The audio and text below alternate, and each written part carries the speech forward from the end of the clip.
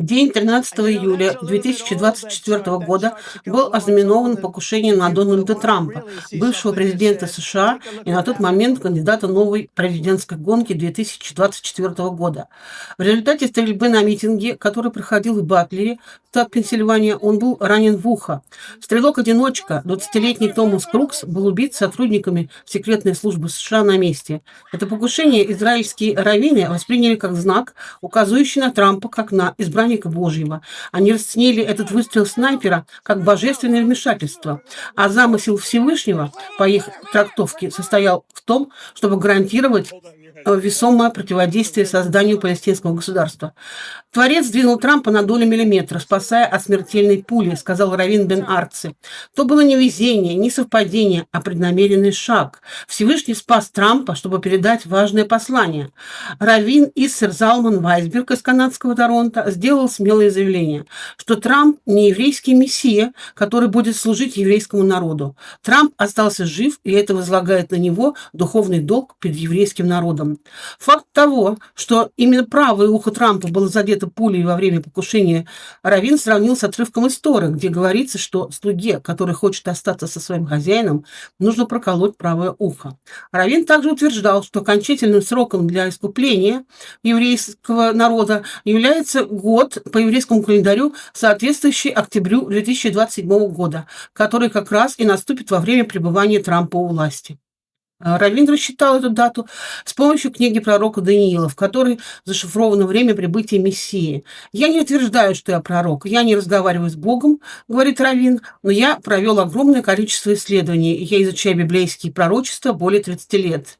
Я много работал и собрал пазл, и точно рассчитал время, когда должен открыть себя Машиах». Далее раввин цитирует Даниила и путем расчета получает дату, а вернее окно в 45 лет, с 1982 по 2027 годы, когда Машиах должен открыть себя миру.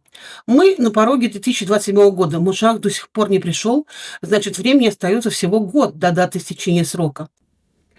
У меня есть веские основания полагать, что Дональд Трамп именно тот, кто искупит грехи Азофа, предложив свою помощь в восстановлении Святого Храма на Храмовой горе и установлении еврейского царства над всем человечеством в Иерусалиме. Далее раввин пояснил, что желание Америки стать снова великой не сможет исполниться само по себе, а только через служение будущего Мессии. И когда Трампу будет оказана честь быть смиренно представленным еврейскому Мессии, тогда ему будет позволено попросить принять Америку в новый альянс стран, который будет образован в эту мессианскую эпоху. Однако еще более пугающим является его утверждение, что Трамп избавит мир от врагов евреев.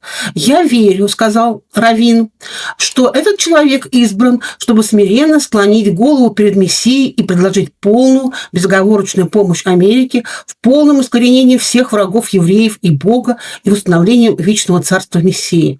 Другими словами, картину будущего нашей планеты раввин представляет себе как мир, полностью под сионистами, в котором доминирует Израиль, и в котором Трампу будет позволено ввести США в этот мир и поддержать еврейское государство в его стремлении завоевать Ближний Восток и в конечном итоге мир в целом.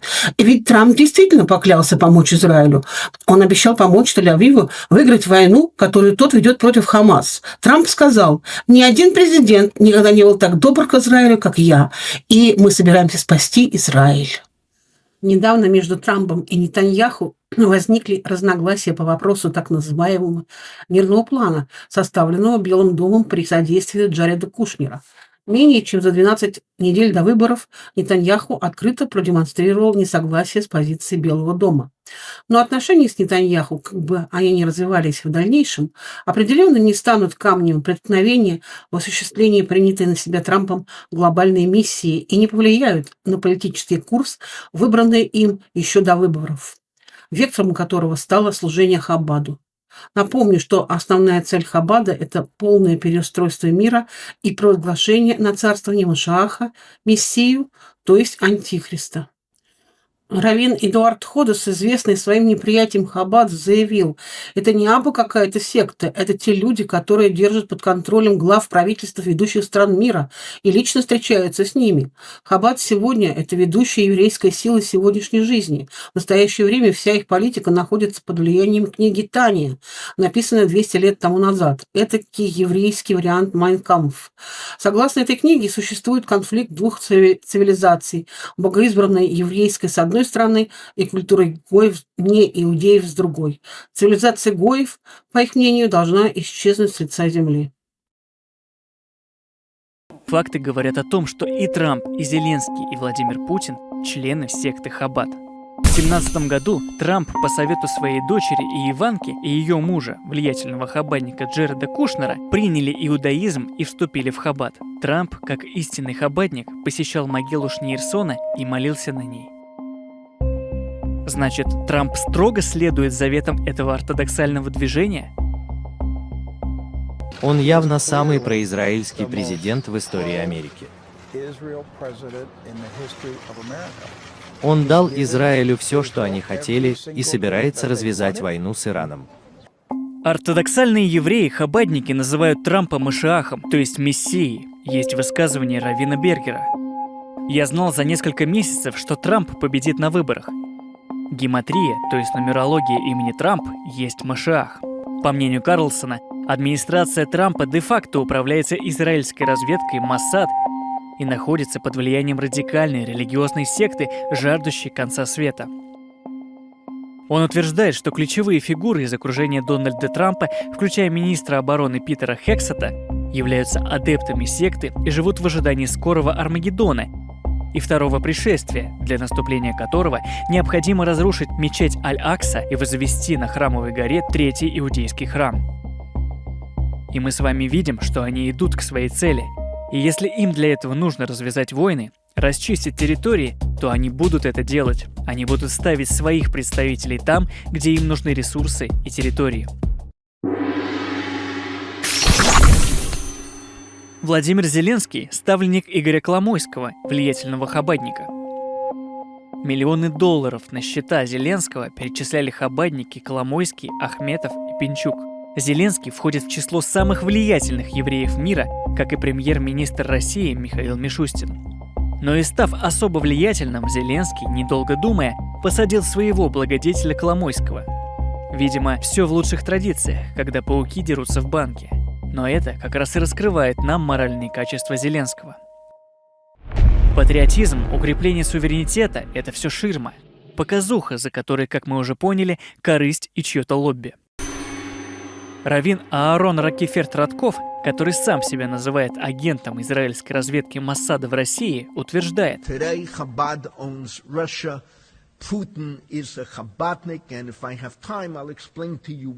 в советских документах есть сведения о том, что Владимир Путин еврей по матери. Фамилия его матери – Шеломова. Она происходит от еврейского имени Шелома. О еврействе Путина говорил олигарх Борис Березовский. Путин переедет в Израиль, получит еврейское гражданство как этнический еврей по матери. Сам Владимир Владимирович не раз заявлял о том, что посетить Стену Плача в Иерусалиме было его детской мечтой. О национальности Путина открыто сообщает и Берл Лазар. I'm sure many of you heard the story of, which I heard from him actually when he was still prime minister. Next door to him was this Hasidic family. Father, sitting like he says, taking this cover over his head and praying for a few hours under this big cover. And then sitting down at the Shabbat table, and after finishing the meal, taking out a Talmud and sitting there for hours and learning. And nobody then knew that this young child is going to become the president of Russia. По-видимому, Путин не просто еврей, но и член секты Хаббат, ведь он открыл Хаббаду в России все дороги. Он лично продвинул хаббатника Берла Лазара на пост главного раввина России, дал ему российское гражданство, третье по счету. Так ради благополучия какого народа работает наш президент? Что мы знаем, что Путин, Нетаньяху и на самом деле Зеленский, они же все входят в один пионер-отряд. Да? То есть это московский хаббат, это киевский хаббат, а Нетаньяху это нью-йоркский хаббат. Нетаньяху это не израильский Хаббат, он подчиняется Нью-Йоркскому отделению. Вот. Но фактически они все вот в рамках такой единого пионера, как масон. Масон может быть французом, он может быть американцем, он может быть шведом, кем угодно. Но братство масонское стоит выше их партийной, национальной и любой другой принадлежности. Да. Они обязаны действовать совместно, сообща. И точно так же есть и вот это вот пионер-отряд Путин, Нетаньяху, Зеленский. Такое вам не скажут в СМИ, и официальная пропаганда преподносится все иначе. Красивые речи о родине, о России, о традиционных ценностях, о верности своему народу и даже о вере.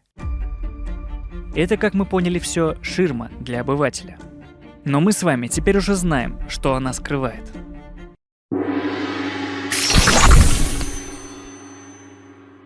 Нетаньяху – еврей-хабадник. В 90-м году ездил за благословением в своих политических делах к Ребе Хабаду Шниирсону. И тогда Шниирсон дал указание Нетаньяху приближать приход Машиаха и сделать все, чтобы Машиах пришел как можно скорее. Последний раз, когда мы виделись, с тех пор многие вещи поменялись. Да, много перемен произошло. Не поменялось только то, что Мессия-помазанник все еще не пришел, так что сделай что-нибудь, чтобы он поскорее пришел. Мы делаем. По-видимому, недостаточно делаете. Много уже времени прошло с тех пор до сегодня, а его все еще нет здесь. В еврейской кипе, когда молились у стены плача, были замечены многие президенты и премьер-министры. Эммануэль Макрон, Николя Саркози, Барак Обама, Билл Клинтон, Джордж Буш, Борис Джонсон и многие другие. Фридрих Мерц, канцлер Германии, еврей. Господин Мерц – близкий личный друг и большой друг Израиля, заявил главный раввин Берлина Ехуда Тейхталь. Бывшая канцлер Ангела Меркель, тоже еврейка. Хавьер Миллей, президент Аргентины, еврей-хабадник и не скрывает этого. Ездит молиться к могиле Шниирсона. Клаудия Шейнбаум-Пардо, президент Мексики, еврейка. Дональд Туск, премьер-министр Польши, еврей. Анджей Дуда, президент Польши до 6 августа 2025 года, тоже еврей. Трампа окружают люди, которые ставят во главу угла интересы Израиля, а не Америки. Основатель «Бастион» Даниэль Сачков писал: администрация Трампа почти полностью состоит из сионистов, людей с одной идеей фикс уничтожить всех врагов Израиля и первым делом Иран. Марко Рубио, Пит Хексет, Уолт и так далее. Но не стоит думать, что это где-то там, за бугром, во власть пришли евреи. Наша система власти недалеко ушла. Например, премьер-министр России Михаил Мишустин вошел в топ-50 самых влиятельных евреев, составленный The Jerusalem Post. Как сообщают открытые источники, евреев в правительстве России 70-80%. Евреи, бывший председатель правительства Дмитрий Медведев, председатель правительства Михаил Мишустин, председатель Госдумы Вячеслав Володин, министр обороны Сергей Шойгу, первый заместитель руководителя администрации президента Сергей Кириенко, министр финансов Антон Силуанов, министр здравоохранения и социального развития Татьяна Голикова, патриарх Московский и всея Руси Кирилл и многие другие.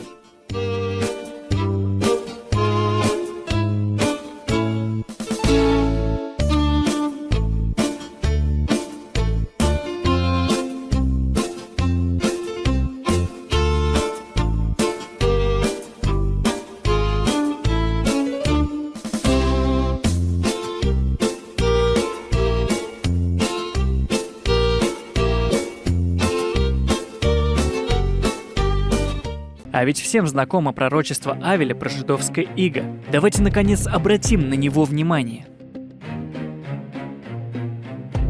Посмотрите, кто решает жизненно важные для нас вопросы. Заметьте, только для нас важные, не для них. Переговорщики от США, которые пишут мирные планы, занимаются переустройством мира. Стив Уитков и Джаред Кушнер – евреи-хабадники. Да-да, те самые, которые приезжали в Россию вести переговоры с Путиным и не забывали посетить синагогу. Именно они ведут переговоры якобы о мире. Только о каком мире, если их идеология говорит об обратном? Стив Уитков занимает второе место в списке самых влиятельных евреев мира. Джаред Кушнер, зять Трампа, хабадник из очень влиятельной семьи. Его отец, Чарльз Кушнер, имел серьезные личные отношения с Нетаньяху. А мы видим только ширму, что некие красивые дяди в пиджаках ведут переговоры, жмут руки, намечают важные визиты или наоборот, соперничают и враждуют и грозят друг другу санкциями. А на деле? На деле это представители одного движения, одной секты, и цели их совсем не наше с вами благополучие. И вот посмотрите, что написано в их книгах. Вот мы удивляемся, как нас могут обворовывать. А там написано, что евреи имеют право обворовывать другие нации, завладевать их имуществом, и это у них не считается грабежом.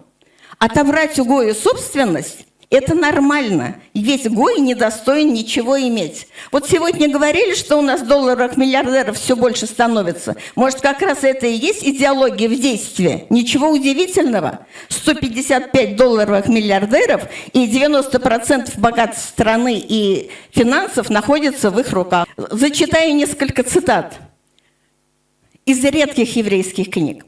Вся собственность других наций принадлежит еврейской нации, которая таким образом имеет право пользоваться всем без стеснения. Как определить слово «грабеж»? Гою запрещено воровать, грабить, брать женщин и рабов у Гоя или еврея, но еврею не запрещено делать это по отношению к Гою. Интересный момент. Но если еврей вернет кому-то наворованное, он достоин смерти по их идеологии. Еврей может иметь все, что он найдет, если это принадлежит Гою. Тот, кто возвращает собственность Гоям, грешит против закона. Евреи должны заниматься торговлей, но не для того, чтобы оживлять экономику, и даже не столько для личного обогащения, столько для того, чтобы постепенно присваивать себе принадлежащее христианам имущество. Евреи должны поступать на государственную службу, именно чтобы захватывать власть над населением данной страны. А мы удивляемся, почему у нас экономика не развивается. Вот это не случайность, то, что сейчас происходит. Это, я считаю, это политика, целенаправленное действие тех, кто нами правит. Практически все, кто нами правит, это евреи. И Бер-Лазар говорил, Путин и Медведев – члены общества Хаббат, а я его руководитель. И, как говорит Бер-Лазар, 90% раввинов России сейчас хаббатники. Организация Хаббата строго централизована, имеет жесткие принципы подчинения. Для секты характерна избранность членов секты перед всем остальным миром. В секту никто не пускает извне. Вот что-то вам напоминает? И члены этой секты, получается, захватили сейчас власть. Вы попробуйте пробиться в систему через выборы, через какие-то другие структуры. Это, возможно, очень напоминает, что секта обосновалась. И даже если люди уже разоблачают, если уже приведены неопровержимые доказательства, да, как в случае с тем же Шойгу, когда 11 триллионов там уже ушло из казны, и что с ним сделали? То есть все замы у него виноваты, а он, получается, ни при чем, его просто перевели на другую должность. И люди уже все это раскусили. Достоевский открыто выражал свою точку зрения в отношении жидов.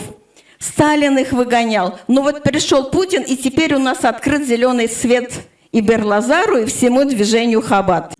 Все, что происходит, а именно системное разрушение армии, промышленности, науки, культуры, удушение прав и свобод, а также осуществление программы великого замещения белого населения мусульманами, арабами, берберами и представителями других народов, традиционно проживающих на территориях Ближнего Востока и Африки, все это чудовищные по своей сути вещи, которые вкупе означают направленность на гнет России для уничтожения ее коренного населения и освобождения территории для иудеев.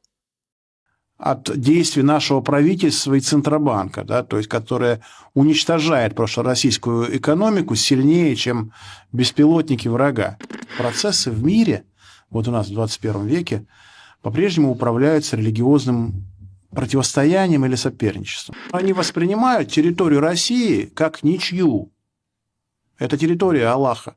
Здесь нужны жесткие меры без оглядки на Декларацию прав человека, глобальный договор по упорядоченной миграции, который президент подписал за несколько месяцев до начала СВО, Международную организацию по миграции, в которую мы вступили. Чего вы ноете-то, да? Ну, приедет к вам еще таджики, ну, сейчас вот пакистанцев начнем завозить. Афганцев, да? Чего вы, уже многонациональная страна? Многонациональная. Вы с этим согласились? Согласились. Все, пошире двери.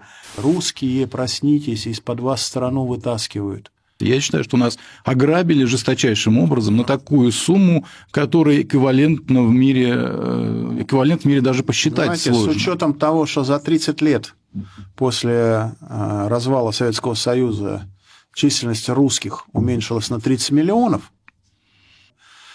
Ну, можно, конечно, может быть, не в юридическом смысле, но в таком как бы морально-этическом назвать то, что произошло, геноцидом. Мир за последние несколько десятилетий очень быстро откатился во времена Ветхого Завета. Проект «Небесный Иерусалим». Кому интересно, пожалуйста, ставьте на паузу и читайте. Чтобы не тратить время, мы пропустим озвучивание этого текста. Итак, в сухом остатке многие, это не единственная статья, сообщают следующее. Существует мировой сионистский заговор, частью которого является разжигание конфликта в Израиле, после чего у израильтян возникает легитимный клейм, то есть запрос забрать Украину, так как их убивают в Израиле. У них есть логическое объяснение, почему они это хотят сделать. И это уже началось, господа. Это уже началось в Израиле, и начали убивать евреев. Кроме этого, нужно возглавить украинское правительство, заселив его евреями, это уже произошло. Нужно устроить войну в Европе и устроить войну в Украине и ослабить украинскую государственность для того, чтобы слабая Украина признала аннексию этих 5 областей, и в этих 5 областях возникнет Небесный Иерусалим или Новый Иерусалим, столицей в Днепре. В Днепре находится самая большая синагога в Украине, вот это будет столица, а вторая столица, малая столица, будет в Одессе. Города эти переименуют, и сюда приедут 5 миллионов евреев, которые так давно покушаются на славянские земли. И все, что происходит исключительно по этому плану, иначе как объяснить то, что славяне уничтожают славян? Их стравили между собой евреи. Уважаемые товарищи, хочу сказать, что специальная военная операция идет в строгом соответствии с графиком, по плану. Ход специальной военной операции идет по плану. Все идет по плану. Каббалисты Хаббада, они же иллюминаты, для установления еврейского господства реализуют библейское пророчество о конце времен, подменяя сегодняшние события, описанные в эсхатологии, как короткий сезон сатаны, на события под названием Армагеддон, специально вводя внимание народа в понимание и осознание реального временного нахождения внутри эсхатологии. Все знакомые нам истории человечества – это история их мессианско-сатанинского иудаизма. Это такой большой фильм, а они режиссеры, воплощающие в свою реальность пророчество, и в котором они публично обсуждают свой план убийства миллионов. Все развязанные ими мировые войны – это призваны разрушать и сокращать население. Сейчас они пытаются разжечь предсказанную, в кавычках, ими, Третью мировую войну. Мы можем начать с любой исторической точки и увидим, что бенефициаром всего этого является каббалистический иудаизм. Все служит их плану. И все-таки, если отбросить все инсинуации хаббатников, подгоняющих пророчество кто во что гораст под свои расчеты, и обратиться напрямую к источнику, на который они ссылаются, а именно к 9 главе книги Даниила, который позволяет нам найти ответы на вопросы, когда и как должен прийти Мессия, подытожим. Он должен был прийти до 33 года нашей эры, пока храм еще стоял, и должен был быть убит до того, как храм разрушили. Объединение этих фактов в целостную картину само по себе представляет одно из сильнейших доказательств того, что он действительно уже приходил. И единственная известная нам личность, которая подходит под это описание, это Иисус, который и был именно тем, кем себя называл. Иудеи, найдите в себе смелость признать это и воззвать к нему. Чтоб не